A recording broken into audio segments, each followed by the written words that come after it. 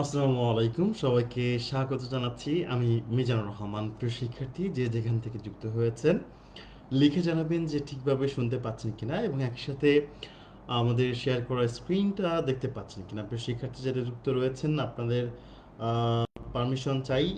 আপনাদের একটি পারমিশন চাই যে আসলে ক্লাস আমরা শুরু করতে পারি কিনা, সাউন্ড ঠিক আছে কিনা এবং একসাথে আপনারা শুনতে পাচ্ছেন কিনা। তাহলে আমরা মূল সেশনে চলে যেতে পারবো। প্রিয় শিক্ষার্থী যারা যুক্ত রয়েছেন নিশ্চয়ই লিখে জানাবেন যে আপনি শুনতে পাচ্ছেন কিনা এবং একসাথে দেখতে পাচ্ছেন কিনা। প্রিয় শিক্ষার্থী যারা যুক্ত রয়েছেন আমাকে একটু হেল্প করবেন এই বিষয়টা জানিয়ে। যারা যুক্ত রয়েছেন তারা একটু লিখে জানান, তাহলে আমার জন্য সুবিধা হবে। আজকে অসাধারণ একটি ক্লাস করব। আমরা ফার্স্ট অফ স্পিচের একটি ক্লাস আজকে করব। প্রিয় শিক্ষার্থী যারা যুক্ত রয়েছেন নিশ্চয়ই হেল্প করবেন এটা জানিয়ে যে আপনি ঠিকভাবে শুনতে পাচ্ছেন এবং একসাথে ঠিকভাবে দেখতে পাচ্ছেন। প্রিয় শিক্ষার্থী যারা যুক্ত রয়েছেন আপনাদের কাছে প্রত্যাশা করছি নিশ্চয়ই লিখে জানাবেন যে ঠিকভাবে শুনতে পাচ্ছেন কিনা এবং একসাথে ঠিকভাবে দেখতে পাচ্ছেন কিনা। আমরা আজকে যে বিষয়টি নিয়ে কথা বলতে চাই তা হচ্ছে পার্টস অফ স্পিচ। খুবই গুরুত্বপূর্ণ একটি টপিক, যেটা থেকে প্রশ্ন আসে প্রত্যেকটা প্রতিযোগিতামূলক পরীক্ষায়। সো আমি একটু আশা করব যে আপনারা লিখে জানাবেন যে একই সাথে ঠিকভাবে শুনতে পাচ্ছেন কিনা এবং একই সাথে ঠিকভাবে দেখতে পাচ্ছেন কিনা। এই বিষয়গুলো যদি ক্লিয়ার থাকে, এই মুহূর্তে আজান দিচ্ছে, আমি জানি না আপনারা সেটা শুনতে পাচ্ছেন কিনা। আমরা শুরু করতে চাই। আপনাদের প্রত্যাশা, আপনাদের আশা যেটা আছে সেটা নিশ্চয়ই আমাকে জানাবেন, দেন আমি শুরু করতে পারবো ইনশাল্লাহ। প্রিয় শিক্ষার্থী এই মুহূর্তে যারা যুক্ত রয়েছেন, আপনি তাদের কাছ থেকে বিশেষ অনুরোধ জানাচ্ছি তাদের প্রতি যে আপনারা নিশ্চয়ই লিখে জানাবেন যে একই সাথে আপনি ঠিকভাবে শুনতে পাচ্ছেন কিনা, ঠিকভাবে দেখতে পাচ্ছেন কিনা। প্রিয় শিক্ষার্থী যারা এই মুহূর্তে আমাদের সাথে যুক্ত হয়েছেন, আমরা চেয়েছিলাম মধুদা আপডেট পেজ থেকে আমরা লাইভে আসবো, কিন্তু সেটা আসলে সম্ভব হয়নি।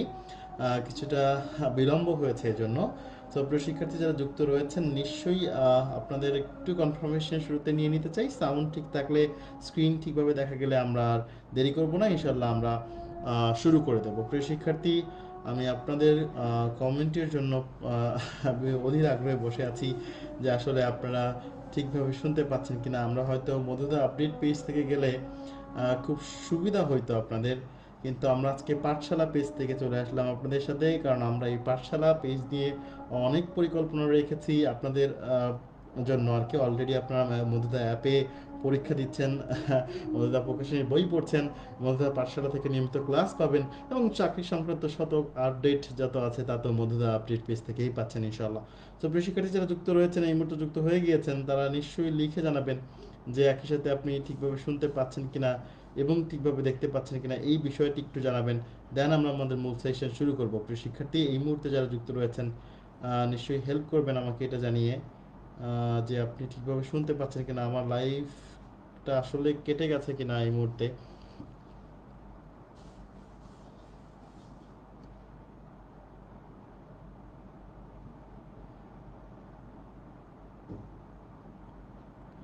প্রিয় শিক্ষার্থী আমি আপনাদের ওকে ওকে ওকে ওকে সো আমরা এখনো লাইভে আছি। আমি আসলে দ্বিধাদ্বন্দ্বে ছিলাম আসলে।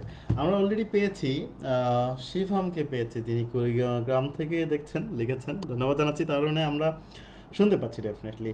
ওকে, ধন্যবাদ জানাচ্ছি। সো প্রিয় শিক্ষার্থী আমরা চলে যাচ্ছি আজকের সেশনে আসলে আমরা আলোচনা করব কি নিয়ে সেটা আগে প্রথমে জেনে নেওয়া যাক, তারপর আমরা হয়তো ক্লাসে আস্তে আস্তে আগাবো ইনশাআল্লাহ। প্রিয় শিক্ষার্থী যারা যুক্ত রয়েছেন, আজকে যে বিষয়টি নিয়ে কথা বলতে চাই শুরুতে সেটি হচ্ছে নাউন নিয়ে কথা বলবো, এবং এরপর দ্বিতীয় যে বিষয়টি, দ্বিতীয় সেকেন্ড পার্টে যেটি থাকবে সেটি হচ্ছে আমরা প্রোনাউন নিয়ে কথা বলবো প্রিয় শিক্ষার্থী একই সাথে।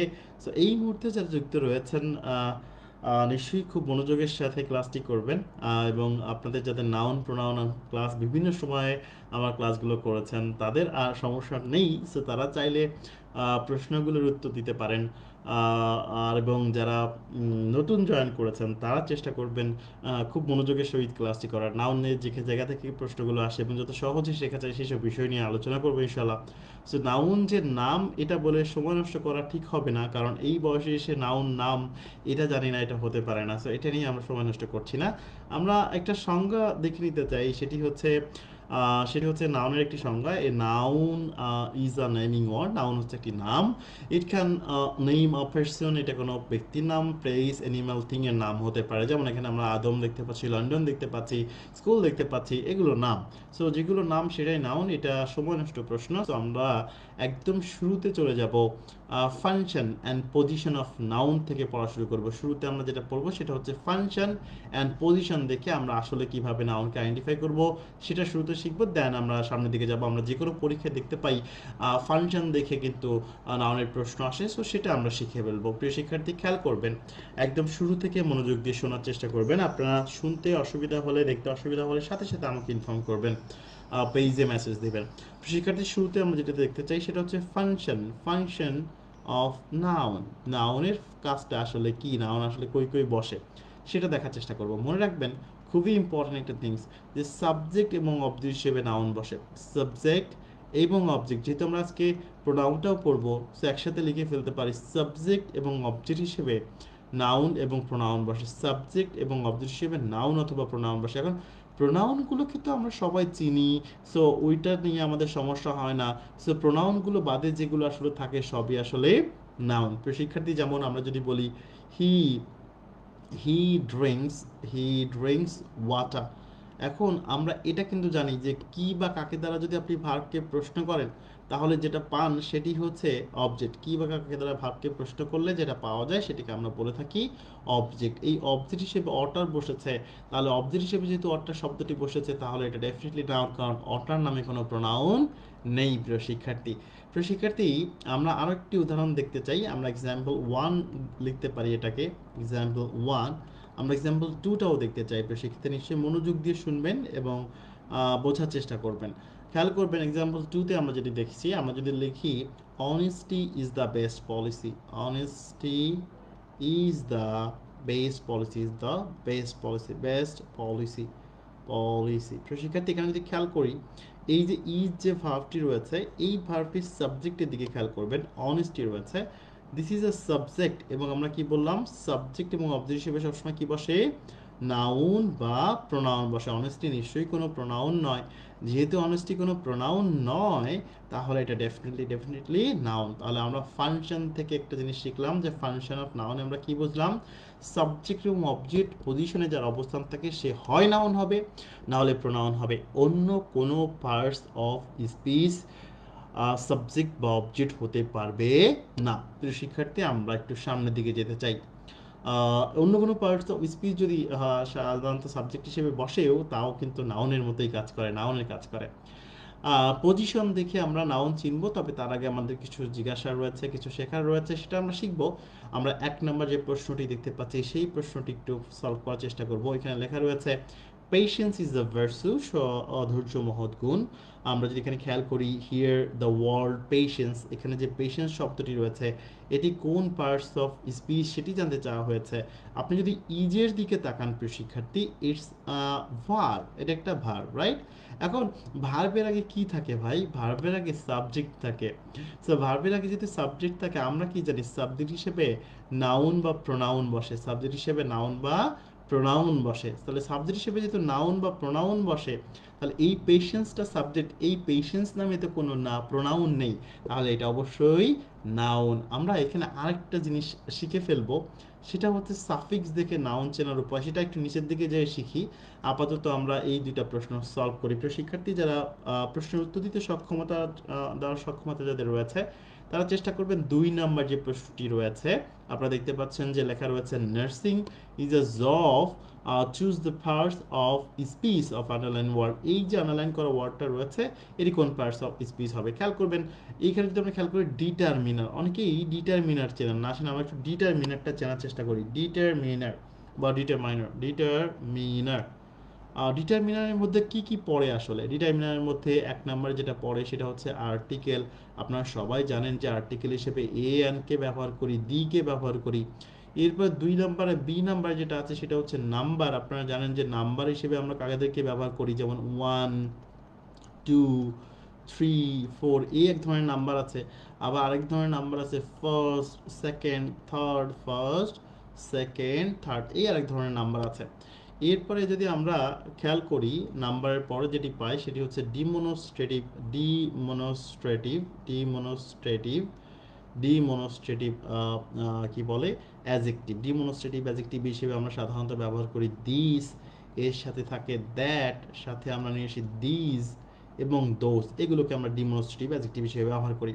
এর সাথে আমরা যদি লিখি distributive adjective, distributive distributive adjective, distributive adjective হিসেবে আমরা ব্যবহার করে থাকি each, every, either neither, each every either and neither, each every either neither. এরপরে আমি যদি আরও লিখি ডিটারমিনারের মধ্যে আরও পরে হচ্ছে আমরা এখানে 1 2 দেই, তাহলে আমাদের বুঝতে সুবিধা হবে এটা 1 2। আচ্ছা, এরপরে আমরা আরও লিখতে পারি ডিটারমিনারের মধ্যে রয়েছে পজিটিভ অ্যাজেক্টিভ। পজিটিভ অ্যাজেক্টিভ যেগুলো রয়েছে এগুলোও কিন্তু ডিটারমিনারের মধ্যে পড়ে।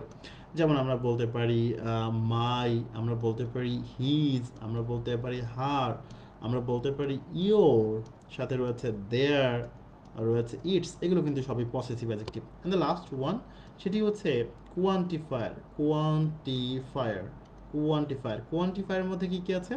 কোয়ান্টিফায়ারের মধ্যে আছে যেমন আমরা বলতে পারি ফিউ আছে, এ ফিউ আছে, লিটিল আছে, লিটিল আছে, লিটিল লিটিল আছে, যেমন আছে মেনি, একই সাথে আছে মাছ, মেনি মাছ আছে, মোর আছে, মোস্ট, যেমন আছে ওয়াল, আছে বোথ, এর সাথে আছে একই সাথে সাম, এনি, আদার, একই সাথে আছে অ্যানাদার, আদার, অ্যানাদার।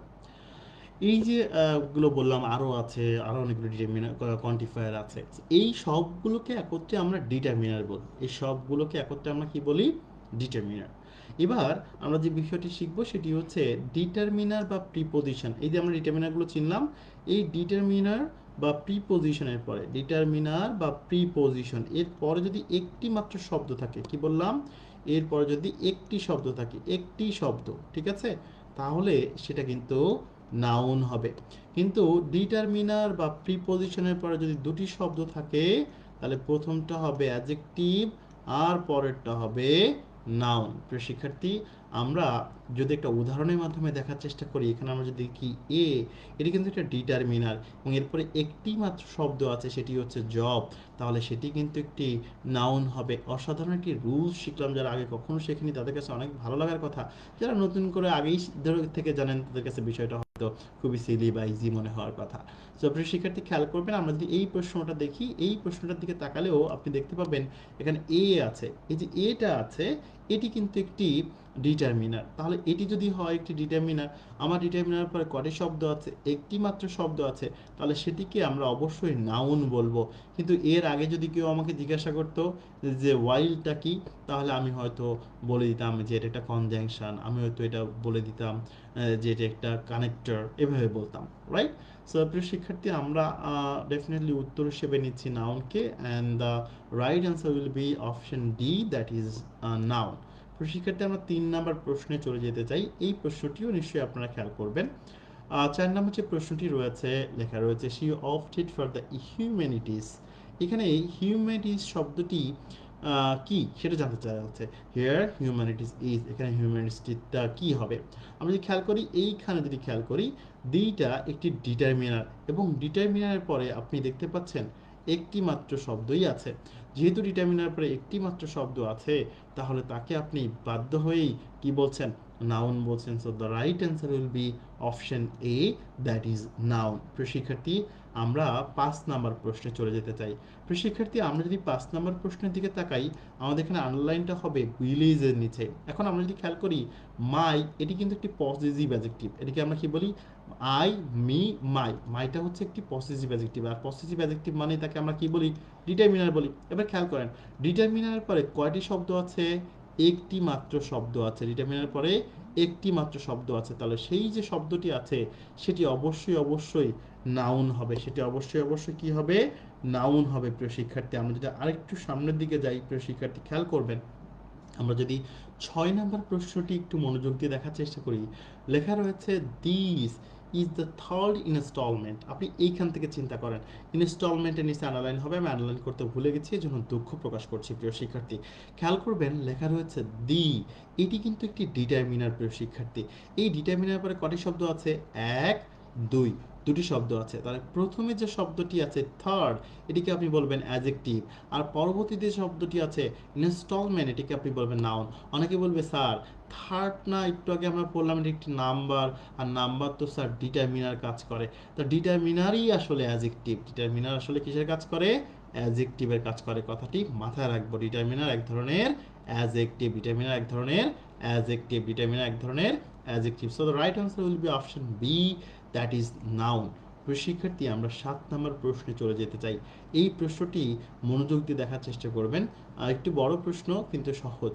লেখা রয়েছে ফাইন্ড আউট দ্য ফার্স্ট, বড় না লেখাটা বড় আর কি, parts of speech of the underline word. এখানে যে আন্ডারলাইন করা ওয়ার্ডটি রয়েছে, এই আন্ডারলাইন ওয়ার্ডটি কোন পার্টস অফ স্পিচ সেটা জানতে চাওয়া হয়েছে, সেটি খুঁজে বের করতে বলা হয়েছে। The matter is left in abeyance. So আমরা যদি খেয়াল করি ইন রয়েছে, আমরা কিছুক্ষণ আগে জেনেছিলাম প্রিপোজিশন, কি জেনেছিলাম? প্রিপোজিশন বা ডিটারমিনারের পরে, ডিটারমিনারের পরে যদি একটি মাত্র শব্দ থাকে, কয়টি শব্দ থাকে? একটি শব্দ, তাহলে সেই শব্দটি হবে একটি নাউন। কিন্তু যদি দুটি শব্দ থাকে, তাহলে প্রথমে যে শব্দটি আছে সেটি হবে অ্যাডজেক্টিভ, আর দ্বিতীয় যে শব্দটি আছে সেটি হবে নাউন। আমরা এখানে প্রিপোজিশনও পেয়েছি এবং তারপরে একটি মাত্র শব্দই পেয়েছি। কয়টি শব্দ পেয়েছি? একটি মাত্র শব্দ। তাহলে যেহেতু এখানে একটি মাত্র শব্দই পেয়েছি, the right answer will be option A, that is noun. তো শিক্ষার্থী, আমরা 8 নম্বর প্রশ্নের দিকে আগাতে চাই। নিশ্চয়ই আপনারা আমাদের সাথে সাথে আগাবেন এবং যারা উত্তর পারেন তারা আগে আগেই উত্তর করে ফেলবেন। আমরা যদি দেখতে চাই 8 নম্বরে আপনাদের কাছে গোটাকে কোন পার্টস অফ স্পিচ মনে হচ্ছে। যারা এই মুহূর্তে যুক্ত রয়েছেন নিশ্চয়ই লিখে জানাবেন। লেখা রয়েছে দিস ইজ দ্য গো, এখানে দি রয়েছে, ইটস অ্যান অ্যাডভার্ব। সো এটি sorry, it's a determiner, it's a কি? ডিটারমিনার। সো যেহেতু এটা ডিটারমিনার এবং এটা তো প্রিপোজিশন, এটা আমরা জানি, সো ওদিকে আমাদের আর যাওয়ার দরকার হচ্ছে না। এবার আমরা যদি খেয়াল করি ডিটারমিনার পরে তাহলে আর থাকছে একটি মাত্র শব্দ। কয়টি শব্দ? একটি শব্দ। যেহেতু ডিটারমিনার পরে একটি শব্দ থাকছে, তাহলে এটি অবশ্যই নাউন হবে। এটি অবশ্যই কি হবে? নাউন হবে। প্রিয় শিক্ষার্থী, the right answer will be option B, that is noun. প্রিয় শিক্ষার্থী, আমরা একটু সামনের দিকে আগাতে চাই। আমরা 9 নম্বর প্রশ্নটির দিকে আগাতে চাই। 9 নম্বর প্রশ্নটি দেখবেন নিশ্চয়ই। 9 নম্বর প্রশ্নটিতে রয়েছে অ্যাডভার্সিটি। এটি যে নাউন সেটা আমরা কিভাবে চিনব? তার আগে চলেন আমরা একটু জেনে আসি সাফিক্স দেখে নাউন চেনার উপায়। সাফিক্স দেখে নাউন চেনার উপায় লিখব, সাফিক্স দেখে নাউন চেনার উপায়। সাফিক্স দেখে নাউন চেনার, সাফিক্স দেখে নাউন চেনার উপায়। শিক্ষার্থী খেয়াল করবেন, আমরা কিছু সাফিক্স লিখব, যেমন আমরা একটু সিরিয়ালে লিখবো, আমাদের পড়তে এবং মনে রাখতে সুবিধা হবে। শন শন বলবো, শন শন দুটো একই উচ্চারণ। এবার বলবো শন শন এন্স এন্স। কি বললাম? শন শন এন্স এন্স। দেখেন একটা মিল বা রিদম খুঁজে পাবেন আপনি। শন শন এন্স এন্স। এরপর আপনি বললেন মেন্টনেস। কি বললেন? মেন্টনেস, মেন্টনেস, মেন্টনেস। দেন আমি চলে গেলাম ship hood, ship hood, ship hood, ship hood, ment ness ship hood. এরপরে কি বলছে? Ism, ism er, or our, or our, ism er, or our, ism er, or our. এরপর dom al ty th, dom al ty th, dom al ty th, dom al ty th, dom al ty th. এরপর কি আছে? H E সিই CY, H E সিই CY, H E সিই CY. এভাবে আপনি মনে রাখবেন। এখন আমরা একটা উদাহরণ দেখতে পারি। আমরা কয়েকটি উদাহরণের মাধ্যমে সাফিক্স দেখে নাউন চিনব। যেমন আমরা যদি একটা শব্দ লিখি ফ্রিডম, কি লিখলাম? ফ্রিডম। ফ্রিডম শব্দটি নাউন কিভাবে বুঝেছি? এই ডমকে দেখে। আমরা লিখলাম ফ্রেন্ডশিপ, কি লিখলাম? ফ্রেন্ডশিপ। ফ্রেন্ডশিপ শব্দটি নাউন কিভাবে বুঝলাম? এই যে সাফিক্স দেখে। আমরা বললাম শর্টেজ, কি পড়লাম? শর্টেজ। এই যে এইজ দেখে আমরা বুঝলাম এটি নাউন। আমরা পড়লাম অ্যাকসেপ্টেন্স, অ্যাকসেপ্টেন্স, এই যে এএনসি দেখে আমরা বুঝলাম এটি নাউন। আমরা বললাম ইম্পর্টেন্স, এই যে এএনসি দেখে আমরা বুঝলাম যে এটি নাউন। ঠিক আছে, আমরা বললাম ম্যানেজমেন্ট, ম্যানেজমেন্ট, এই যে আমরা মেইন দেখে বুঝলাম এটি নাউন। আমরা বললাম কি বলবো, বলতে পারি এখানে অলে একটু স্টার রাখবেন। আমরা বলতে পারি ব্রাদারহুড, ব্রাদারহুড, ব্রাদারহুড, এই যে হুড দেখে আমরা বুঝতে পারি এটি হচ্ছে নাও। প্রিয় শিক্ষার্থী, আমরা যদি একটু কনসেন্ট্রেশন দেই, আমরা যদি একটু গুরুত্ব দিয়ে দেখি, এই অলটিতে একটি সমস্যা রয়েছে। কারণ অলটি যখন ভার্বের সাথে যুক্ত হবে, ভার্বের সাথে যখন অল যুক্ত হবে তখন সেটি হবে নাউন। আবার নাউনের সাথে যখন অল যুক্ত হবে, নাউনের সাথে যখন অল যুক্ত হবে তখন কিন্তু সেটি আবার হবে অ্যাডজেক্টিভ। সো খুব ইম্পর্টেন্ট একটা বিষয়। যেমন আমরা এখানে যদি লিখি রিমুভ, শব্দটির সাথে যদি আমরা এল যোগ করি তাহলে হলো রিমুভাল। এই রিমুভাল শব্দটি ভার্ব থেকে উৎপত্তি হয়ে নাউন হয়েছে। আবার আমরা যদি দেখি নেশন, দেখেন নেশন শব্দটি কিন্তু একটা নাউন, নেশন। আবার এর সাথে অল যোগ করলাম তাহলে হয়ে গেল ন্যাশনাল। তো এই যে ন্যাশনাল হয়ে গেল, এটি কিন্তু একটা অ্যাডজেক্টিভ। সো এটার ক্ষেত্রে একটু সতর্ক থাকতে হবে আমাদেরকে অলের ক্ষেত্রে। সো আমরা যে শব্দটি এখানে 9 নম্বরে পেয়েছি, এখানে যদি একটু মনোযোগ দিয়ে দেখার চেষ্টা করি, অ্যাডভার্সিটি রয়েছে, টি ওয়াই রয়েছে। যেহেতু এখানে টি ওয়াই রয়েছে এটি নাউন। আমি যদি বলি ইউনিভার্সিটি, ইউনিভার্সিটি, এখানেও টি ওয়াই রয়েছে, তাহলে এটিও কিন্তু কি হবে, নাউন হবে। প্রিয় শিক্ষার্থী, প্রিয় শিক্ষার্থী যারা যুক্ত রয়েছেন, কোনো কোশ্চেন থাকলে সাথে সাথে আমাকে প্রশ্নগুলো করে ফেলতে পারেন। এখন আমাদের মনে প্রশ্ন আসতে পারে না যে এইগুলো তো নাউন ঠিক আছে, এগুলোকে কোন নাউন বলে স্যার, বা ভাই কোন নাউন বলে এগুলোকে? সো আমি একটু দেখাতে চাই। প্রথমত ওই সাফিক্স যুক্ত শব্দগুলো নাউন। আপনাকে যদি প্রশ্ন করা হয় এটি কি অ্যাবস্ট্রাক্ট নাউন, অ্যাবস্ট্রাক্ট নাউন নাকি কনক্রিট নাউন, নাকি কনক্রিট নাউন। আবার প্রশ্ন যদি করা হয় এটি কি কাউন্টেবল নাউন নাকি আনকাউন্টেবল নাউন, কাউন্টেবল নাউন নাকি আনকাউন্টেবল বা নন কাউন্টেবল নাউন, আনকাউন্টেবল বা নন কাউন্টেবল নাউন, কোনটা হবে আসলে? মনে রাখতে হবে অ্যাবস্ট্রাক্ট নাউন আর কনক্রিট নাউন। তাহলে মনে রাখবেন যে এই যে শব্দগুলো সেগুলো, যে নাউনগুলো সেগুলো অবশ্যই অবশ্যই অ্যাবস্ট্রাক্ট নাউন হবে সবসময়, এবং এগুলো সবসময় আনকাউন্টেবল নাউন হবে। যেমন আমরা যদি এখানে খেয়াল করি অ্যাডভাইস, উপদেশ, দেখেন উপদেশ গোনা যায় না, আবার উপদেশকে ধরে ছুঁয়ে আপনি দেখতে পারবেন না। এই জন্য এগুলোকে বলছি এই সাফিক্স যুক্ত শব্দগুলো অ্যাবস্ট্রাক্ট নাউন, এই সাফিক্সগুলো শব্দগুলোই আনকাউন্টেবল নাউন। অ্যাডভাইসের ক্ষেত্রে একটু মনে রাখবেন যে অ্যাডভাইস শব্দের অর্থ উপদেশ দেওয়া। যখন শব্দের শেষে সি থাকবে এটা নাউন, কিন্তু যখন অ্যাডভাইস থাকবে তখন এটি কিন্তু ভার্ব, তখন এটির অর্থ হবে উপদেশ দেওয়া, তখন এটির অর্থ হবে উপদেশ দেওয়া, কিন্তু অ্যাডভাইস হবে উপদেশ। প্রিয় শিক্ষার্থী, আমরা আরেকটু সামনের দিকে আগাতে চাই। নিশ্চয়ই খুবই সতর্কতার সাথে ক্লাসটি করবেন। আমরা 11 নম্বর প্রশ্নতেও সেম দেখতে পাচ্ছি, লেখা রয়েছে অ্যাডভান্স। সো এখানে এএনসিও চিন্তা করতে পারেন, শুধু সিইও চিন্তা করতে পারেন, যেটার কারণে আমরা এটাকে নাউন হিসেবে সম্বোধন করছি। So the right answer will be option C, that is noun. শিক্ষার্থী, আমরা আরেকটু সামনের দিকে যাব। আমরা 12 নম্বর যে প্রশ্নটি দেখতে পাচ্ছি, নিশ্চয়ই 12 নম্বর প্রশ্নের উত্তর দেওয়ার সক্ষমতা আপনাদের রয়েছে। উত্তরটা দেওয়ার চেষ্টা করবেন। আমরা দেখতে পাচ্ছি এখানে লেখা রয়েছে ইন্ডিপেন্ডেন্স, ইএনসিইও চিন্তা করতে পারেন, শুধু সিইও চিন্তা করতে পারেন, যেটাই চিন্তা করেন the answer will be option B, that is noun, that is noun. প্রিয় শিক্ষার্থী, আমরা একটু সামনের দিকে যেতে চাই। ওকে, আমি এখানে কেটে দিলাম কেন, এখানে তো ঠিকই আছে আসলে। আচ্ছা, option B, that is noun. So আমরা পরবর্তী প্রশ্নে চলে যেতে চাই। আমরা 13 নম্বর প্রশ্নেও দেখতে পাচ্ছি সেম অবস্থা, the first of speech of the world, generalisation. যেহেতু সন রয়েছে এটি দেখে আমরা বুঝতে পারি the answer will be option B, that is noun. শিক্ষার্থী, আমরা আরেকটু সামনের দিকে আগাতে চাই। আমরা 14 নম্বর যে প্রশ্নটি দেখতে পাচ্ছি এখানেও সেম কথা, রেডিয়েশন। সন যেহেতু আছে এটিকে আমরা নাউন বলতে পারছি। So the right answer will be option A, that is now. শিক্ষার্থী, আমরা একটু সামনের দিকে যেতে চাই। 15 নম্বর যে প্রশ্নটি রয়েছে সেই প্রশ্নটি যদি খেয়াল করি, 15 নম্বর প্রশ্ন নেই, 14 নম্বর প্রশ্নের পরে যে প্রশ্নটি রয়েছে, কাইন্ডস অফ নাউন। নাউনকে প্রধানত দুই ভাগে ভাগ করা যায়, যেটা কিছুক্ষণ আগে আমরা বলছিলাম, কনক্রিট নাউন এবং অ্যাবস্ট্রাক্ট নাউন। কনক্রিট নাউন সেইগুলো যেগুলো ধরা ছোঁয়া যায়, ধরা ছোঁয়া যায়, ছোঁয়া বা ধরা যায় বা ইন্দ্রিয় দ্বারা গ্রাহ্য করা যায়, ঠিক আছে? ধরা ছোঁয়া যায় বা ইন্দ্রিয় দ্বারা, পঞ্চ ইন্দ্রিয় বলে না যায় বলেন, তাদের গ্রাহ্য করা যায় বা বোঝা যায়, সেটাকে আমরা বলি কনক্রিট নাউন। কি হলো তাহলে? ধরা ছোঁয়া, ধরা ছোঁয়া যায় বা কি করা যায়? ইন্দ্রিয় দ্বারা গ্রাহ্য করা যায়, ইন্দ্রিয় দ্বারা গ্রাহ্য, ঠিক আছে? সেগুলোকে আমরা বলছি কনক্রিট নাউন।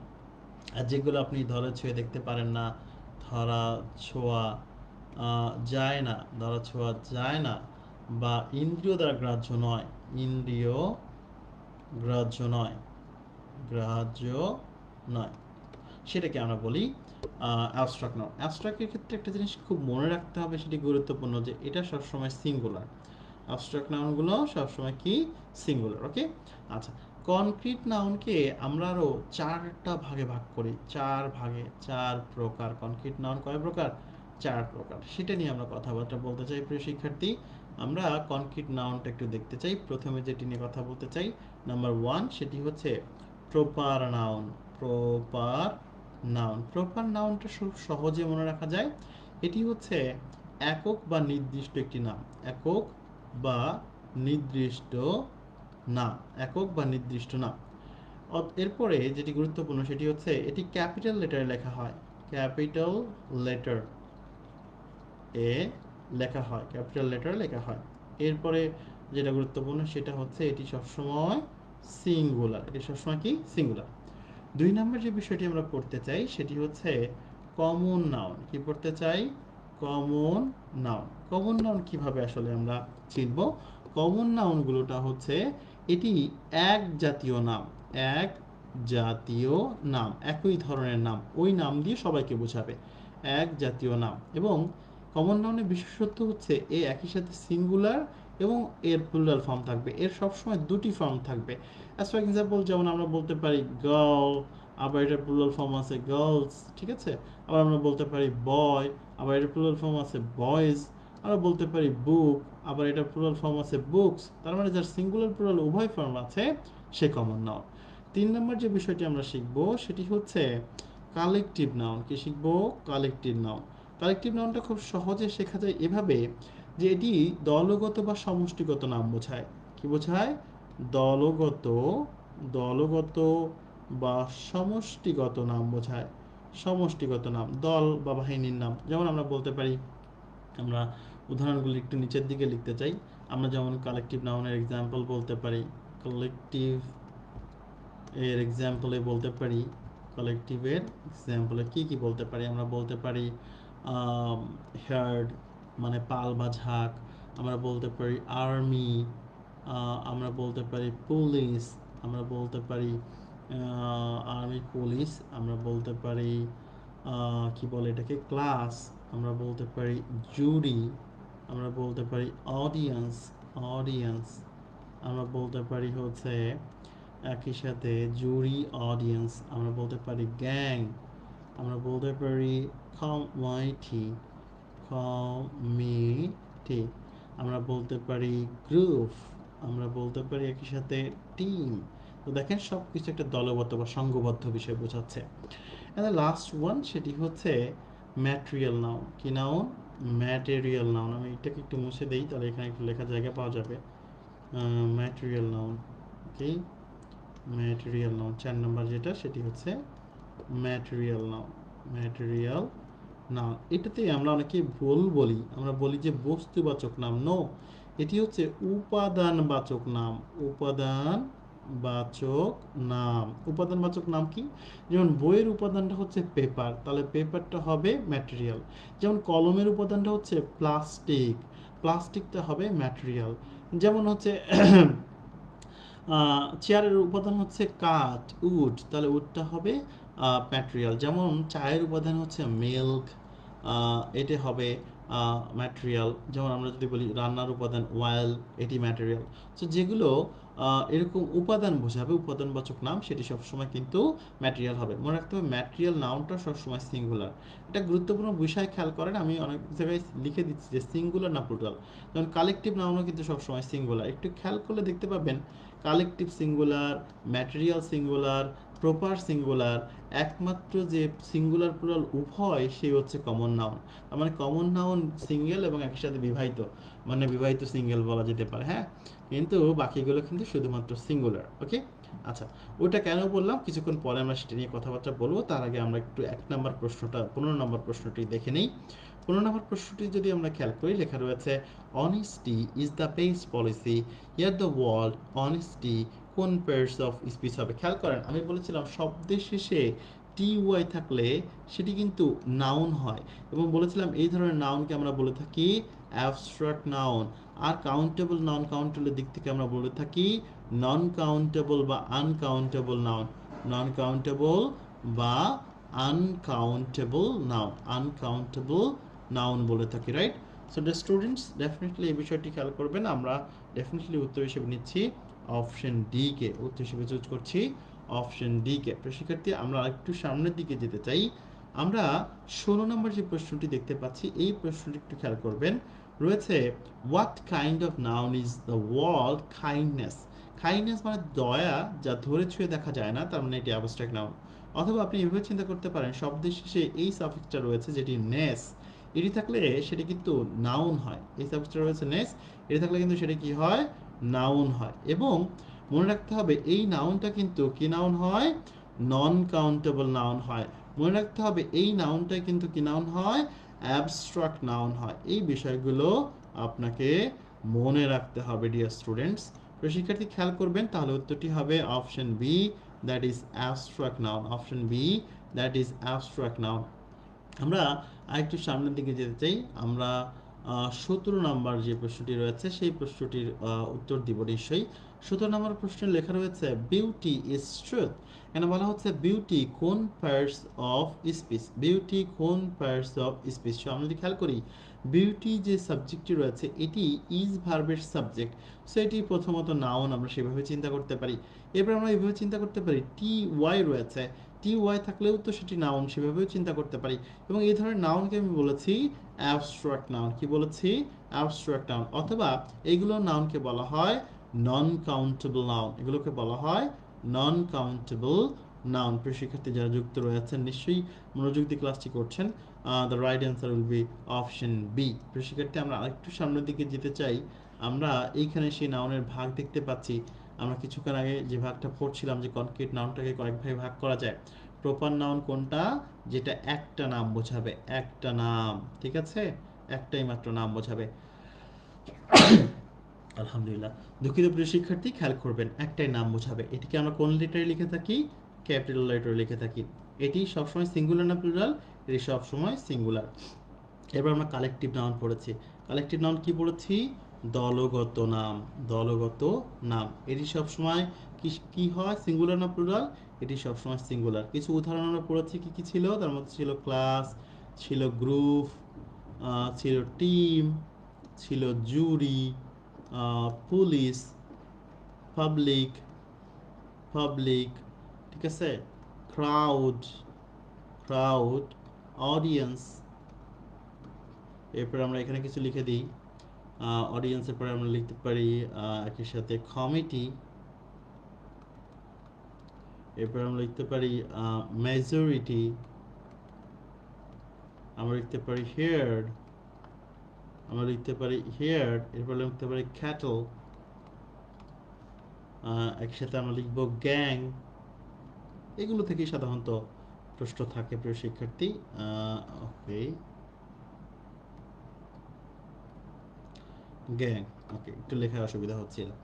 আচ্ছা, এরপরে আমরা ম্যাটেরিয়াল পড়েছি, এটাকে আমরা বলছি উপাদান বাচক নাম, উপাদান বাচক নাম। এবং বলছি এটাও সবসময় সিঙ্গুলার। দেখেন, এটা বিশেষত্ব পাচ্ছেন আপনি এই সবগুলোর ক্ষেত্রে। খেয়াল করেন যে proper noun singular, collective noun singular, material noun singular. একমাত্র কমন নাউনই আছে যার সিঙ্গুলার ফর্ম এবং প্লুরাল ফর্ম উভয়ই আছে। তাহলে কমন নাউনকে অন্য কোনো নাউনের সাথে গুলিয়ে ফেলার কোনো সুযোগ নেই। যেমন বয়, বয়েজ, যেমন গার্ল, গার্লস, খুব সহজে আইডেন্টিফাই করা যায়, গার্ল, গার্লস, ঠিক আছে। যেমন আমরা বলতে পারি বুক, বুকস, ঠিক আছে, বুক, বুকস। আমরা বলতে পারি টিচার, টিচার, টিচার্স, ঠিক আছে, টিচার্স। সো এটা হচ্ছে এক জাতীয় নাম, এক জাতীয় নাম, বা যেটাকে বলা হয় general class. General class, general class মানে হচ্ছে সাধারণ শ্রেণী বোঝায়। যেমন আমরা বলতে পারি স্টুডেন্ট, স্টুডেন্টের প্লুরাল ফর্ম হচ্ছে স্টুডেন্টস, রাইট?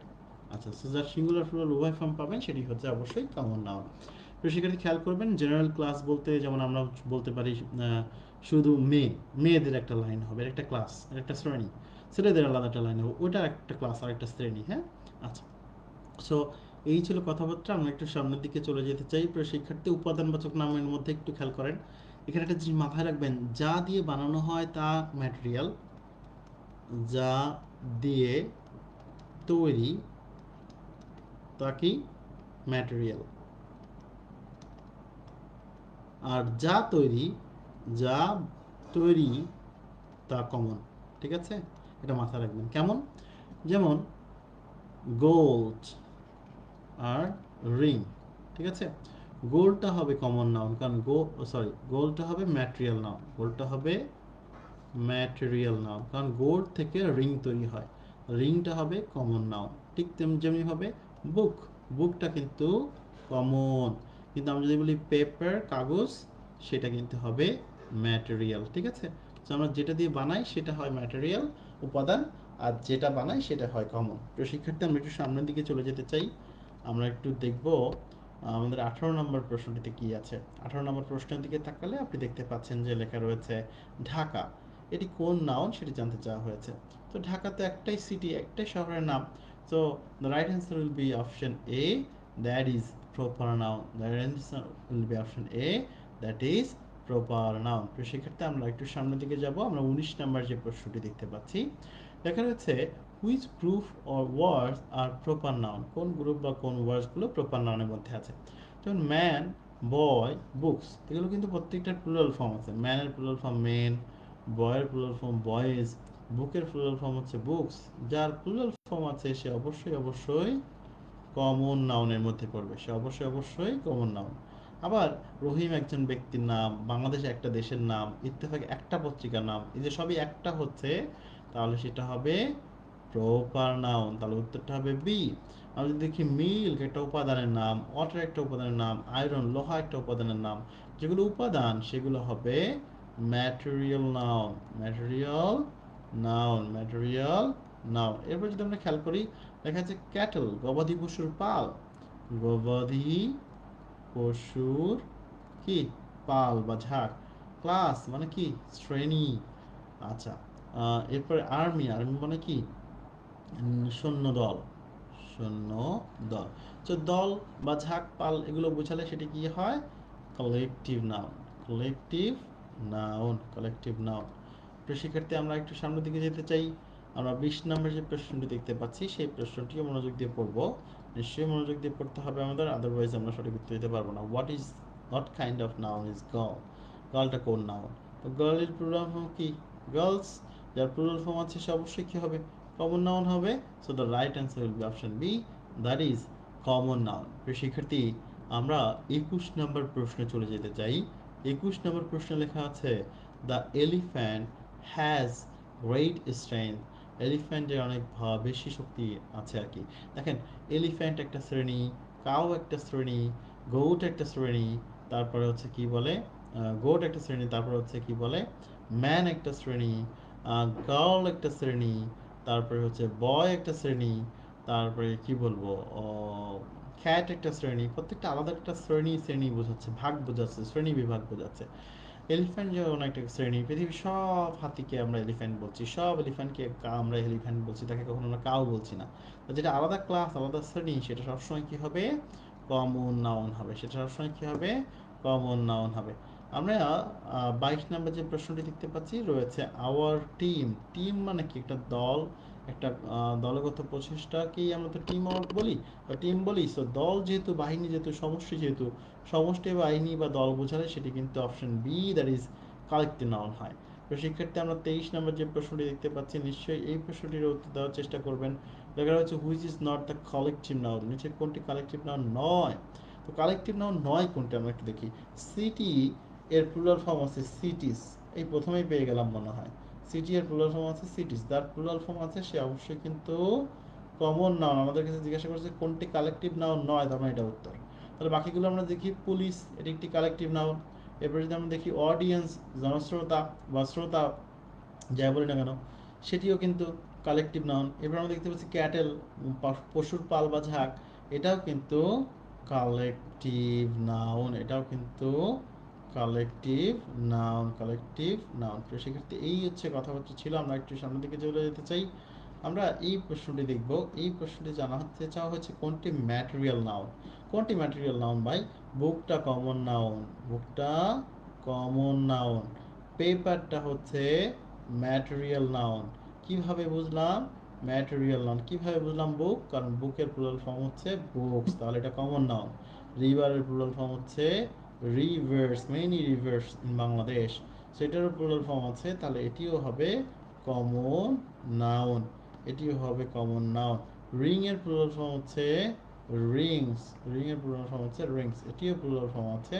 তাহলে প্লুরাল ফর্ম যেহেতু আছে, তাহলে এটিও কিন্তু হবে কমন নাউন, এটিও হবে কমন নাউন। সেক্ষেত্রে আমরা একটু সামনের দিকে চলে যেতে চাই।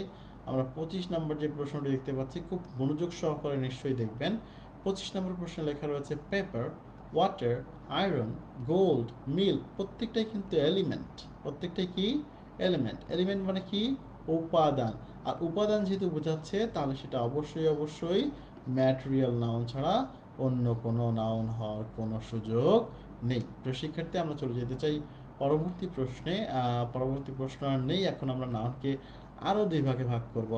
নাউনকে গণনার ভিত্তিতে দুই ভাগে ভাগ করা যায়। একটা হচ্ছে কাউন্টেবল নাউন, আরেকটি হচ্ছে non countable noun. Sir countable noun কোনগুলো? যেগুলো গণনা করা হয় সেগুলোকে আমরা বলি কাউন্টেবল, আর যেগুলোকে গণনা করা হয় না সেগুলো আমরা বলি নন কাউন্টেবল। মনে রাখতে হবে নন কাউন্টেবল নাউনও সবসময় সিঙ্গুলার। এবং এইখানে যে কাউন্টেবল নাউন আছে তার দুটি ফর্ম আছে, একটি হচ্ছে সিঙ্গুলার ফর্ম, আরেকটি হচ্ছে প্লুরাল ফর্ম। প্রিয় শিক্ষার্থী খেয়াল করবেন, একটি হচ্ছে সিঙ্গুলার ফর্ম আর একটা হচ্ছে প্লুরাল ফর্ম। যেমন আমরা যদি বলি বয় কোন নাউন, বয়ের সিঙ্গুলার ফর্ম বয়, প্লুরাল ফর্ম ভয়েস, তার মানে যার সিঙ্গুলার প্লুরাল ফর্ম আছে সেটি অবশ্যই অবশ্যই কাউন্টেবল নাউন।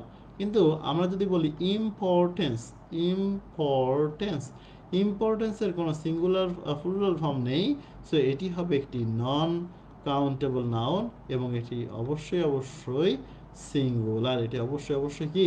সিঙ্গুলার। প্রিয় শিক্ষার্থী আমরা একটু সামনের দিকে চলে যেতে চাই, খেয়াল করবেন নিশ্চয়ই। আমরা 26 নম্বর যে প্রশ্নটি দেখতে পাচ্ছি, সেই প্রশ্নে দেখতে পাচ্ছি কিছু নন কাউন্টেবল নাউনের উদাহরণ আমি একটু আপনাদেরকে লিখে দিই।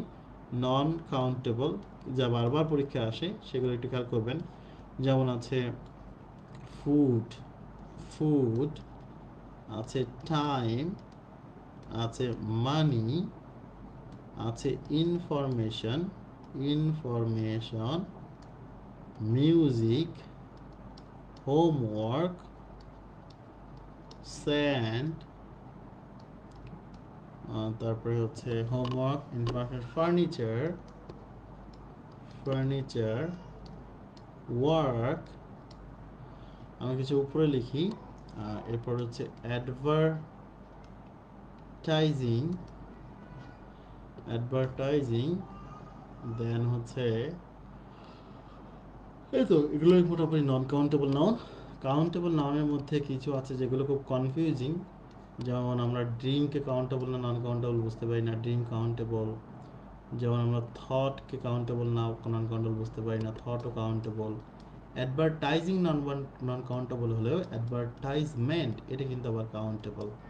এরপরে হচ্ছে আইডিয়া কাউন্টেবল, আইডিয়াস হয়, তার মানে কাউন্টেবল। এরপরে প্ল্যান কাউন্টেবল, ঠিক আছে, এগুলো সব কাউন্টেবল নাউনের এগুলোই সাধারণত পরীক্ষা আসে। কেউ বলছে চুজ দ্য কাউন্টেবল নাউন, তো কাউন্টেবল কোনটা হবে? লাভ তো গোনা যায় না, গণনা করা হয় না, মিউজিকও যায় না, সং গোনা যায়, মিউজিক মানে সুর, সং গোনা যায়, টু সংস এটা গোনা যাচ্ছে, কিন্তু মিউজিককে কিন্তু আমরা গণনা করতে পারি না। স্যান্ড, বালি, বালি কীভাবে আপনি গণনা করবেন? করেন আমরা করি না। মেসেজ কিন্তু কাউন্টেবল, যেমন আমার ফোনে 2টা মেসেজ আসছে, 2 মেসেজেস, তাহলে যেটা প্লুরাল ফর্ম আছে সেটা অবশ্যই অবশ্যই কাউন্টেবল নাউন। তো শিক্ষার্থী আমরা একটু সামনের দিকে চলে যেতে চাই। আমরা 27 নম্বর প্রশ্নটি দেখতে চাই।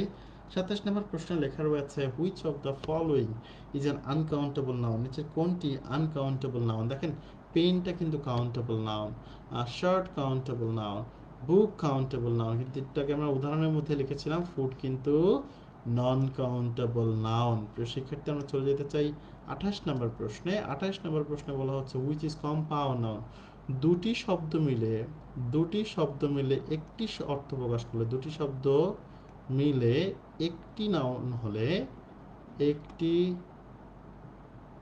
হলে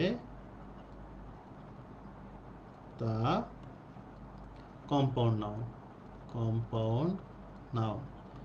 ফর এক্সাম্পল দেখেন এখানে একটু খেয়াল করেন, হেড একটি নাউন বা একটি শব্দ, মাস্টার একটি শব্দ, দুটি শব্দ মিলে একটি শব্দ হয়েছে হেডমাস্টার। সো ডেফিনেটলি এটা কি হবে, কম্পাউন্ড নাউন। যেমন 29 নম্বর প্রশ্নটা দেখেন, এখানে লেখা আছে হেয়ার আবার ব্রাশ, দুটি শব্দ দিয়ে একটি নাউন হয়েছে এবং সেটা দিয়ে একটাই মাত্র প্রোডাক্টকে বোঝাচ্ছে। সো হেয়ার ব্রাশটাও হবে কম্পাউন্ড নাউন, দুটি শব্দ মিলে একটা হবে। হ্যাঁ, আচ্ছা, চেঞ্জিং নাউন, এখানে আমরা নাকি ভুল করি, আসলে একটা নিয়ম শিখি। খেয়াল করেন আমরা কিছুক্ষণ আগে পড়েছিলাম যে অ্যাবস্ট্রাক্ট নাউন, তারপরে প্রপার নাউন, ঠিক আছে, অ্যাবস্ট্রাক্ট নাউন, প্রপার নাউন, তারপরে ছিল কালেকটিভ নাউন, একই সাথে ছিল ম্যাটেরিয়াল নাউন। এরা সবাই কিন্তু সিঙ্গুলার, এরা সবাই যে আছে সবাই কিন্তু কি সিঙ্গুলার, এরা সবাই সিঙ্গুলার। এখন এরা যদি প্লুরাল হয়ে যায়, এরা সিঙ্গুলার থাকবে, কিন্তু যদি প্লুরাল হয়ে যায় তাহলে তারা কমন নাউনে রূপান্তরিত হবে। কমন নাউন প্লুরাল হলে কমন নাউন হবে। হ্যাঁ, অনেকটা একটা গল্পের মধ্যে বোঝাতে পারি। যেমন আপনারা মনে করেন যে এলাকায় একটা ফুটবল খেলার আয়োজন করছেন, বিবাহিত অবিবাহিত। এখন আপনি যেহেতু অবিবাহিত মানুষ, তাহলে তো আপনি অবিবাহিতদের টিমে খেলবেন, বিবাহিতরা আলাদা টিমে খেলবেন। কিন্তু কোনো এক সময় বাসায় যখন গিয়েছেন তখন বিয়ে শাদী করেই আবার বাসায় ফিরেছেন, এবারও ফুটবল খেলার আয়োজন করা হয়েছে। তখন আপনি কোন দলে খেলবেন? আগে আপনি অবিবাহিত ছিলেন, আনম্যারিড টিমে খেলেছেন, কিন্তু এখন তো আপনি বিয়ে শাদী করে ফেলছেন, এখন তো আনম্যারিড টিমে আপনাকে রাখবে না। সো এখন কিন্তু আপনি কি হয়ে গেলেন, বিবাহিত।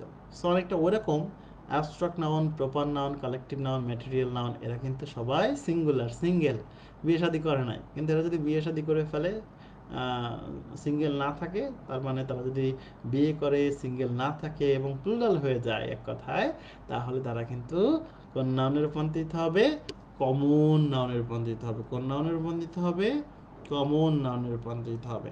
ঠিক আছে, এটা উদাহরণ আমরা দিয়ে বুঝবো। যেমন আমরা এখানে দেখতে পাচ্ছি যে ক্লাস কিন্তু একটা কালেকটিভ নাউন, ক্লাস কিন্তু একটা কি কালেকটিভ নাউন। তো কালেকটিভ নাউন তো প্লুরাল হওয়ার কথা না, কিন্তু এখানে দেখেন ক্লাসেস হয়ে গেছে প্লুরাল, তাহলে এটি আর কালেকটিভ নাউন নেই, এটি কমন নাউন হয়ে গেছে। যেমন আমরা জানি গ্রুপ কিন্তু একটি কালেকটিভ নাউন, কিন্তু আমি যদি বলি এখানে আমাদের দুইটা গ্রুপ আছে, তাহলে টু গ্রুপস, এই যে টু গ্রুপস বলছি, তাহলে এটি কিন্তু আবার কমন নাউন হয়ে যাচ্ছে, গ্রুপসটা এখানে কমন নাউন হয়ে যাচ্ছে। এই ছিল কথাবার্তা।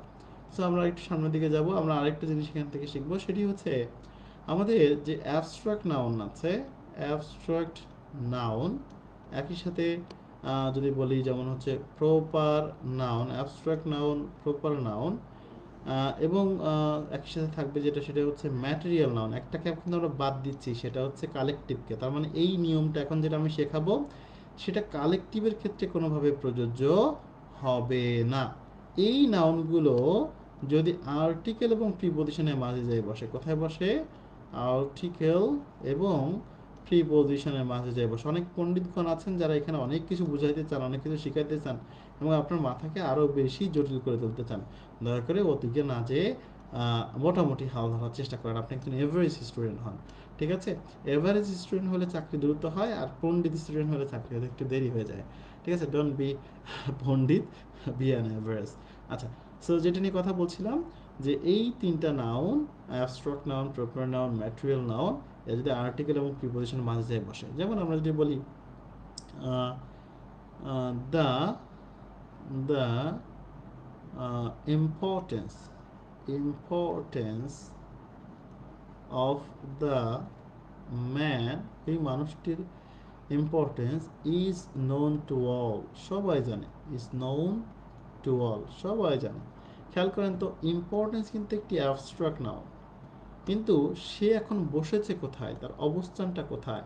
তার অবস্থানটা হচ্ছে সে আর্টিকেল এবং এই প্রিপোজিশনের মাঝে এসে বসেছে। সো এখন সে আর অ্যাবস্ট্রাক্ট নাউন নেই, এখন সে হয়ে গেছে কমন নাউন। কি নাউন হয়ে গেছে? Common noun. তাহলে আর্টিকেল এবং প্রিপোজিশনের মাঝে যে নাউনটা বসবে সেটি হয়ে যাবে কমন নাউন, সেটি হয়ে যাবে কমন নাউন। ঠিক আছে? আচ্ছা, সো আমরা যদি এখানে উত্তরটা দেখি, লিখতে আছে, প্রশ্নে লেখা আছে they praise the honesty of the girl here the underlined word. Underlined ওয়ার্ডটা হচ্ছে এখানে অনেস্টি।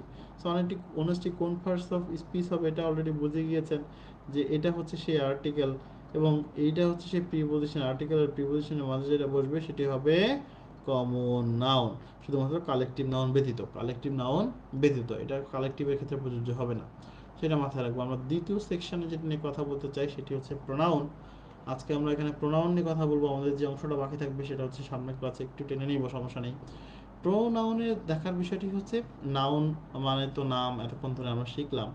আর প্রো মানে হচ্ছে পরিবর্তে, তাহলে নামের পরিবর্তে যেটা আপনি ব্যবহার করছেন সেটি হচ্ছে প্রোনাউন। যেমন আপনি বলছেন সাকিব, তো সাকিবের পরিবর্তে আপনি ব্যবহার করছেন হি, তাহলে এই সাকিবটা নাউন, কিন্তু হি যেটা আছে এটা কিন্তু প্রোনাউন। যেমন আপনি বলছেন টিনা, এই টিনা যেটা আছে সেটি কিন্তু নাউন, আর টিনার পরিবর্তে যেটা ব্যবহার করছি সেটা হচ্ছে শি, এটি হয়ে যাচ্ছে প্রোনাউন।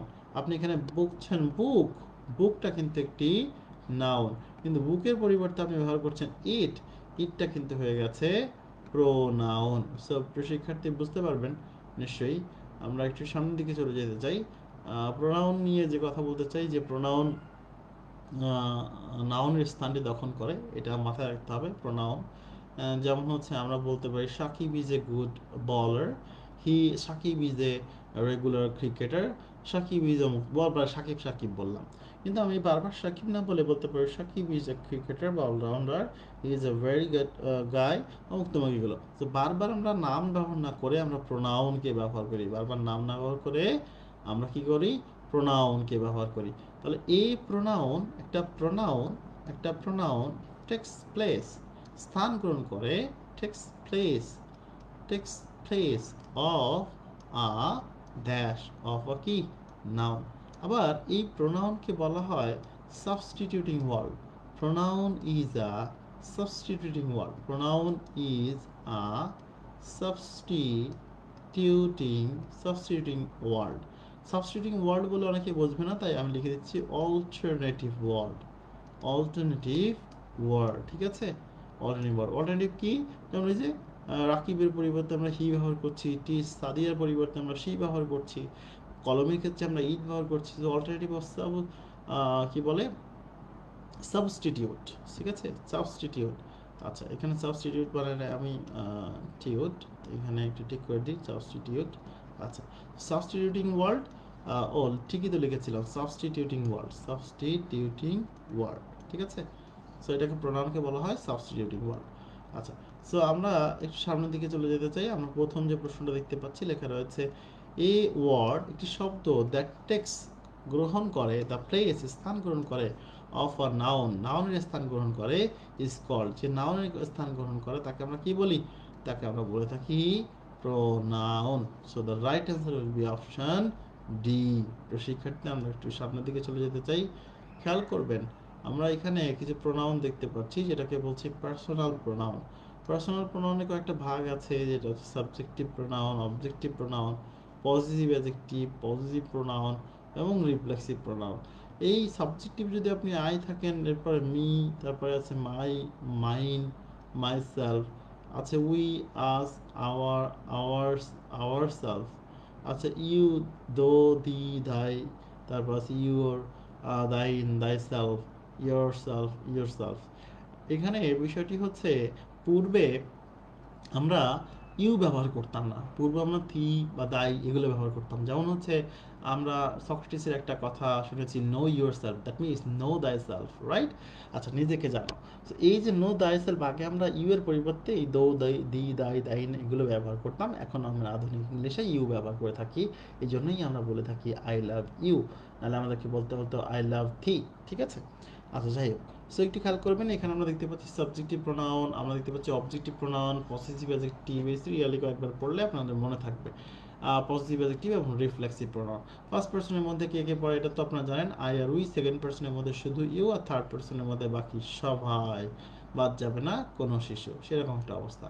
তো শিক্ষার্থী একটু খেয়াল করবেন, আমরা 2 নাম্বার যে প্রশ্নটি রয়েছে সেটি পড়ার আগে আমরা একটু লিখতে চাই সাবজেক্টিভ প্রোনাউনগুলো কোথায় কোথায় বসে। একটু লিখে ফেলবেন, বি ভার্বের পরে সাবজেক্টিভ প্রোনাউন বসে, শুধু এতটুকু লিখলেই হবে।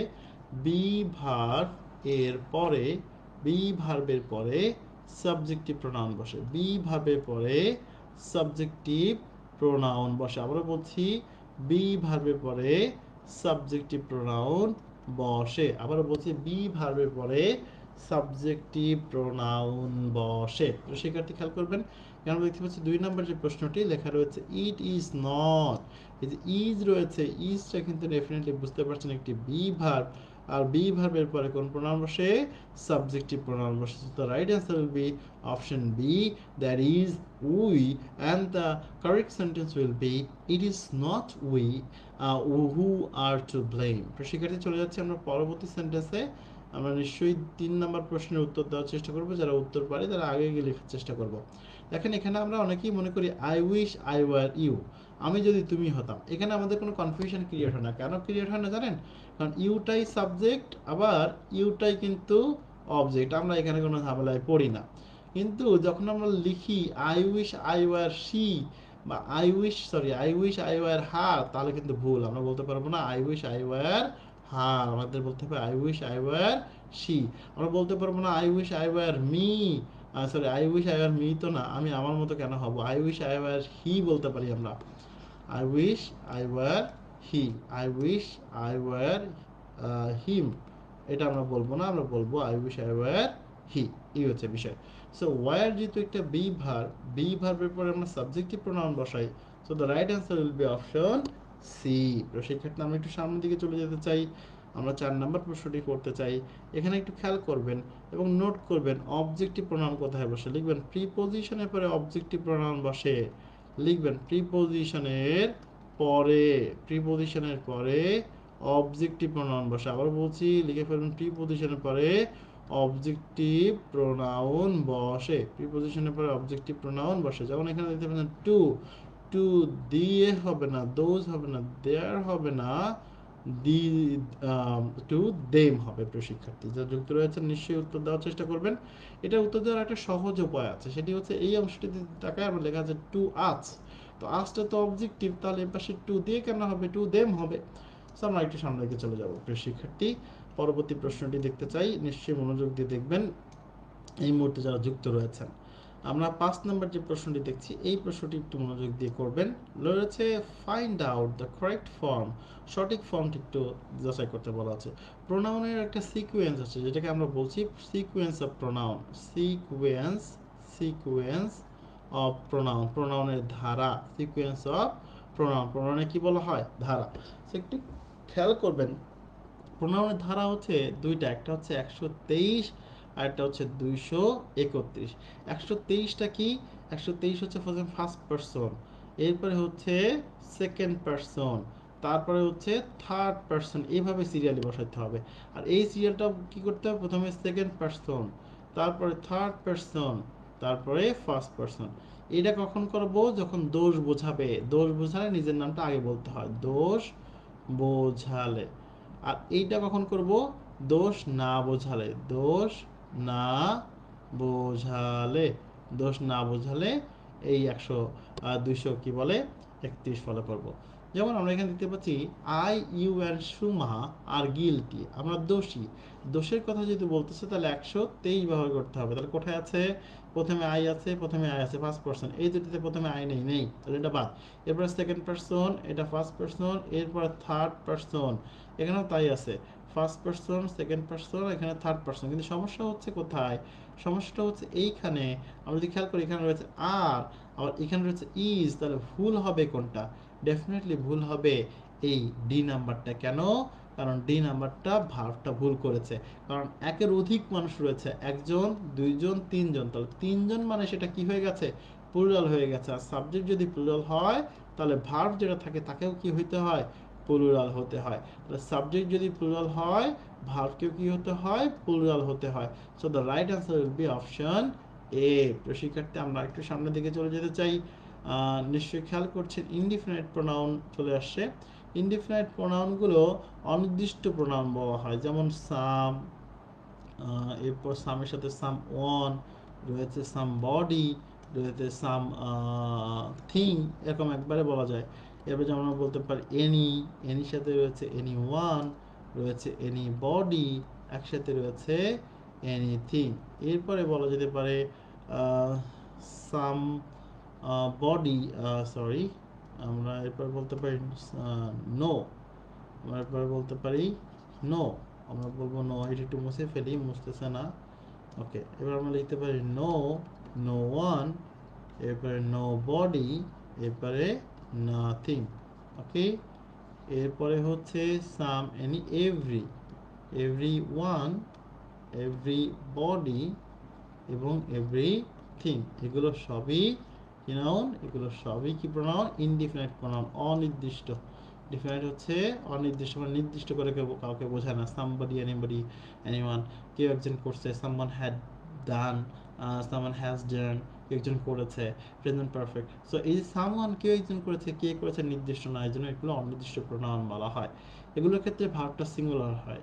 এগুলোর ক্ষেত্রে ভার্ব সিঙ্গুলার হয়। ভার্ব কি হয়?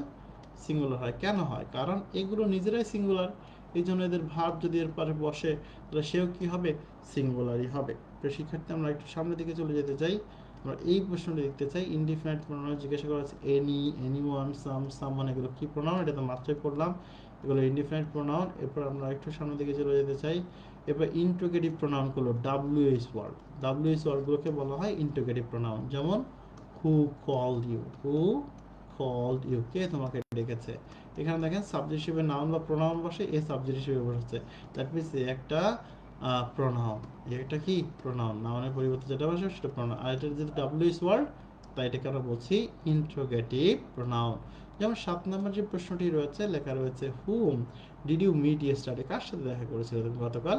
হিয়ার দ্য ওয়ার্ড হুম, হুমটা কি হবে? এটা দিয়ে প্রশ্ন করা হচ্ছে, এই জন্য এটা হবে ইন্টারোগেটিভ। মনে রাখবেন WH ওয়ার্ড যা আছে এগুলোকে বলা হয় ইন্টারোগেটিভ প্রোনাউন। কি বলা হয়? Interrogative pronoun. আবার WH ওয়ার্ডকে বলা হয় রিলেটিভ প্রোনাউন। রিলেটিভ প্রোনাউন, কথা হচ্ছে কখন রিলেটিভ আর কখন ইয়া। যেমন আমি যদি বলি where do you live, where do you live, কই থাকো। এবারে আমি যদি বলি I know where do you live, আমি যদি লিখি আই নো, আমি জানি, ওয়ার কোথায়, ইউ লিভ তুমি থাকো। একটু খেয়াল করবেন আমাদের প্রথম যে সেন্টেন্সটি আছে সেখানে কিন্তু এখানে হোয়ার দিয়ে একটি প্রশ্ন করা হয়েছে, সো এটি কিন্তু ইন্টারোগেটিভ প্রোনাউন হবে। এটা কি হবে? Interrogative pronoun. কিন্তু পরবর্তীতে দেখেন এই যে সেন্টেন্সটা এবং এই সেন্টেন্সটাকে যোগ করেছে হোয়ার, তার মানে কানেক্টর বা রিলেটিভ হিসেবে কাজ করেছে, সেটাকে বলা হচ্ছে রিলেটিভ প্রোনাউন। কি বলা হচ্ছে? Relative pronoun. শিক্ষার্থী আমরা একটু সামনের দিকে চলে যেতে চাই, নিশ্চয়ই মনোযোগ দিয়ে দেখবেন। আমরা এই প্রশ্নটি সলভ করব।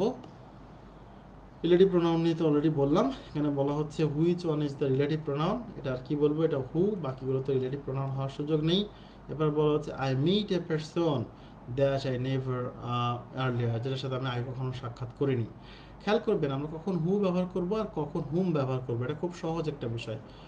হুটা ব্যক্তি বোঝায় আর হুইচটা হচ্ছে বস্তু বোঝায়, ঠিক আছে? এরা দুইজনই সাবজেক্ট হিসেবে ব্যবহৃত হয়।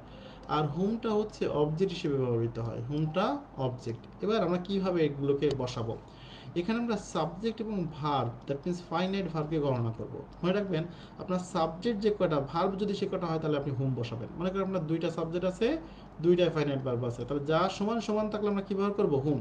কিন্তু আপনি যদি দেখেন সাবজেক্ট আছে একটা কিন্তু ভার্ব আছে দুইটা, ভার্বের থেকে যখন সাবজেক্ট কম থাকবে তখন আমরা হু ব্যবহার করব।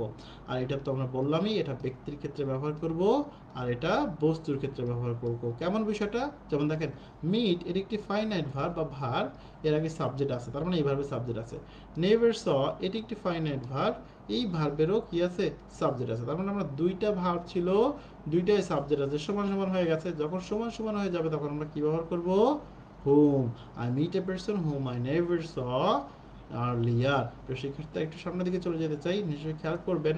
এখানে হচ্ছে নোজ রুল, খেয়াল করবেন নোজ রুল, এই যে ভার্বটা আছে ইজ, এখানে ভার্ব আছে ওয়াজ, দুইটা ভার্ব আছে কিন্তু সাবজেক্ট আছে একটা। কটা আছে? একটা। তাহলে এই দুইটা সাবজেক্ট থাকলে ভার্ব আছে দুইটা, ভার্ব আছে দুইটা কিন্তু সাবজেক্ট আছে একটা। তাহলে সাবজেক্ট যদি কম আছে সাবজেক্ট হিসেবে কাকে আনবো? হু বা হুইজ। হু বা কি? হুইজ। খেয়াল করে দেখতে হবে নজরুল কিন্তু একজন ব্যক্তি, তাই আমরা হুইজ ব্যবহার করতে পারবো না, কি ব্যবহার করব? হু। আমরা যদি আরেকটু সামনের দিকে চলে যাই, আমরা ডিমনস্ট্রেটিভ প্রোনাউনকে চিনি, সেটি হচ্ছে দিস এবং দ্যাট, একই সাথে রয়েছে দিস এবং দোজ। দিস এবং কি? দোজ। মনে রাখতে হবে এরা কিন্তু সিঙ্গুলার। এরা কি? সিঙ্গুলার। আর এরা কি? এরা হচ্ছে প্লুরাল। মনে রাখতে হবে এদের দুইজনকে দিয়ে কাছে বোঝায়, এদেরকে দিয়ে কাছে বোঝায়। দিস এবং দিস এদেরকে কি বোঝায়? কাছে, কাছে, হ্যাঁ। আর এদেরকে দিয়ে বোঝায় দূরে। ঠিক আছে? আচ্ছা, মনে রাখবেন এই দিসটা যখন সিঙ্গুলার, এরপরে নাউনটাও হবে সিঙ্গুলার। এরপরে নাউনটা কি হবে? সিঙ্গুলার। আর এই দোজটা যেহেতু প্লুরাল, এরপরে যে নাউন বসবে সেই নাউনও কিন্তু হবে প্লুরাল। যেমন আমি যদি বলি দিস, দিস বুক, কিন্তু আমি যদি বলি দিস, তখন বলতে হবে বুকস। কেন হলো? কারণ এটি প্লুরাল তাই এটিও প্লুরাল, এটি সিঙ্গুলার তাই এটিও সিঙ্গুলার। ঠিক আছে? এই বিষয়গুলো মাথায় রাখবো। আমরা যদি একটু সামনের দিকে যাই, আমরা দেখতে পাচ্ছি কেন বলা হচ্ছে which one is the demonstrative. এটা খুবই সহজ, সেটা হবে দোজ। এরপর আমরা একটু সামনের দিকে চলে যাব। প্রিয় শিক্ষার্থী খেয়াল করবেন, এইখানে আমরা দেখতে পাচ্ছি কোনটি ডিস্ট্রিবিউটিভ প্রোনাউন। ডেফিনেটলি দ্যাটকে আমরা ডিস্ট্রিবিউটিভ প্রোনাউন বলবো, অন্যটিকে ডিস্ট্রিবিউটিভ প্রোনাউন বলার সুযোগ নেই। তো শিক্ষার্থী আমরা পরবর্তী প্রশ্নে চলে যেতে চাই। পরবর্তী প্রশ্ন, হ্যাঁ খেয়াল করবেন পরবর্তী প্রশ্নে কি আছে, বলতে থাকো পরবর্তী প্রশ্নে কি আছে একটু খেয়াল করবেন। ওকে ওকে, পরবর্তী প্রশ্নটি খেয়াল করবেন। এখন আমরা যে বিষয়টি নিয়ে কথা বলবো সেটি হচ্ছে রিফ্লেক্সিভ প্রোনাউন। প্রিয় শিক্ষার্থী রিফ্লেক্সিভ প্রোনাউন চেনা খুবই সহজ। শব্দের শেষে সেলফ থাকে অথবা সেলফস থাকে। যেমন আমরা বলতে পারি মাই সেলফ, যেমন আমরা বলতে পারি আওয়ার সেলফস, আওয়ার সেলফস, এগুলোকে বলা হয় রিফ্লেক্সিভ প্রোনাউন।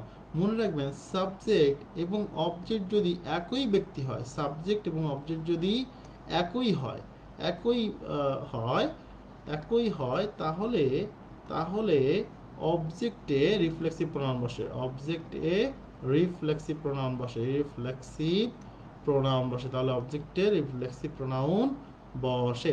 যেমন আমরা বলতে পারি উদাহরণ হিসেবে একটি উদাহরণ বলতে পারি, যেমন শি অলওয়েজ, সে সব সময় টক্স, কথা বলে, সে সব সময় কথা বলে অ্যাবাউট, অ্যাবাউট হারসেলফ, অ্যাবাউট কি? হারসেলফ। অনেকের ক্ষেত্রে মনে হতে পারে স্যার এখানে তো প্রিপোজিশন আছে, প্রিপোজিশনের পরে তো অবজেক্টিভ প্রোনাউন বসে। হ্যাঁ ঠিক আছে, অবজেক্টিভ প্রোনাউন বসে, কিন্তু খেয়াল করেন আমি যদি বলি she always talk about her, তাহলে হবে না, কারণ এইখানে যিনি সাবজেক্ট, এখানে তিনি অবজেক্ট পজিশনে রয়েছে। তো এখানে আমাদের হার সেলফ ব্যবহার করতে হবে।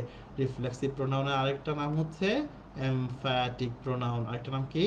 Emphatic pronoun. তবে আমরা বাংলাদেশে উত্তর করার সময় যখন দেখি সাবজেক্ট এবং ভার্বের মাঝে যে রিফ্লেক্সিভ প্রোনাউনগুলো বসেছে, রিফ্লেক্সিভ প্রোনাউনগুলো বসেছে সেইগুলোকে শুধুমাত্র বলে থাকি এমফ্যাটিক প্রোনাউন।